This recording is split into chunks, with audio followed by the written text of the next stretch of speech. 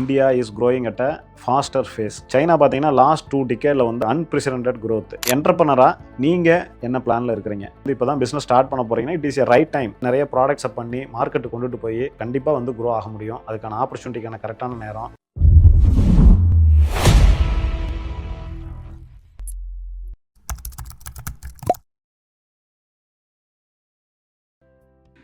Welcome to beyond limits by Gokul. So இன்றைக்கி நம்ம பார்க்கக்கூடிய வீடியோ வந்து ஏற்கனவே நான் நிறைய தடவை சொல்லிகிட்டு இருக்கிறது தான். India is growing at a faster phase அப்படின்னா வந்து ஒரு 7% க்ரோத் ரேட்டில் போயிட்டுருக்கு. அது இன்னும் இன்க்ரீஸ் ஆகிறதுக்கும் பாசிபிலிட்டி இருக்குது. ஏன்னா இப்போ இவ்வளவு வந்து ஒரு எக்கனாமிக் இன்ஸ்டெபிலிட்டி இருக்குது. இந்த இதுலேயும் வந்து வேர்ல்ட்ஸ் ஃபாஸ்டஸ்ட் க்ரோயிங் மேஜர் எக்கனாமியாக இருக்குது. அதனால் வந்து எல்லாம் ஸ்டேபிள் ஆச்சு அப்படின்னா இன்னமும் க்ரோ ஆகிறதுக்கான பாசிபிலிட்டிஸ் இருக்குது. அப்போ என்டர்பிரனராக நீங்கள் என்ன பிளானில் இருக்கிறீங்க? நீங்களும் வந்து இந்த க்ரோத்தில் பார்ட்டிசிபேட் பண்ண விரும்புகிறீங்களா இல்லையா அப்படிங்கிறது தான் முக்கியமான கேள்வி. ஸோ மற்ற கண்ட்ரியெல்லாம் 3%, 4%, 2% அப்படிங்கும்போது வந்து நம்ம 7%ல் க்ரோ ஆகிட்டுருக்குறோம். ஸோ நம்மளுடைய எக்கனாமி சைஸ் வந்து இப்போ கரண்ட்லி வந்து அரௌண்ட் $4.2 trillion ஜிடிபி. சரிங்களா? ஸோ இது வந்து நெக்ஸ்ட் டிகேட் ஆர் 1 or 2 டிகேட்ஸில் வந்து நம்ம Viksit Bharat 2047 prime minister set பண்ண இது வந்து வளர்ச்சி அடைந்த இந்தியா 2047 நம்ம சுதந்திரம் வாங்கி 100 ஆண்டுகள் கழித்து வளர்ச்சி அடைந்த இந்தியாவாக நம்ம பார்க்க போகிற டைமில் வந்து இது 2047 இந்தியா வந்து வளர்ச்சி அடைந்த நாடாக பார்க்க போகிறோம். அப்படிங்கும்போது இன்றைக்கி 4.25 அந்த மாதிரி $1 trillion இருந்து இட் பிகம்ஸ் $30 trillion. 20 to 30, 20க்கு மேலே கண்டிப்பாக இருக்கும். $30 trillion வரைக்கும் ஆன பாசிபிலிட்டி இருக்குது.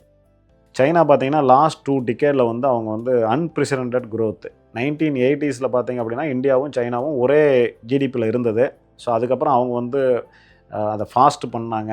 ஸோ அந்த 2000 கிட்டத்தட்ட 2020 வரைக்கும் டபுள் டிஜிட் க்ரோத்தை அவங்க அச்சீவ் பண்ணாங்க. ஸோ இன்றைக்கி அதனால் வந்து அவங்க வந்து $18 trillion ஜிடிபியில் இருக்கிறாங்க.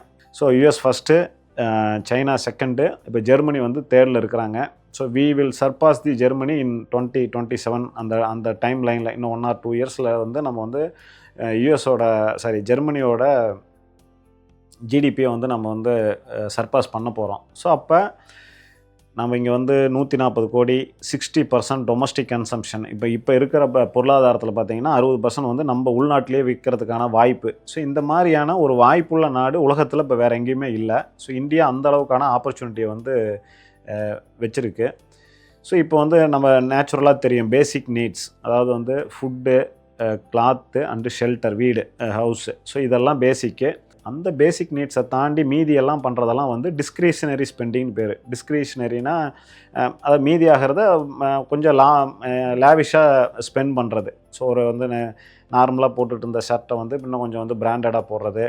ஸோ அந்த மாதிரி ஒவ்வொன்றுலேயுமே நீங்கள் ஒவ்வொன்றுலேயும் நம்ம வந்து பிராண்டுக்காக வந்து அதிகமான காஸ்ட்லி பொருளை வாங்கிறதுக்கான சொசைட்டியாக வந்து இந்தியா வந்து மூவ் ஆகிட்டுருக்கு.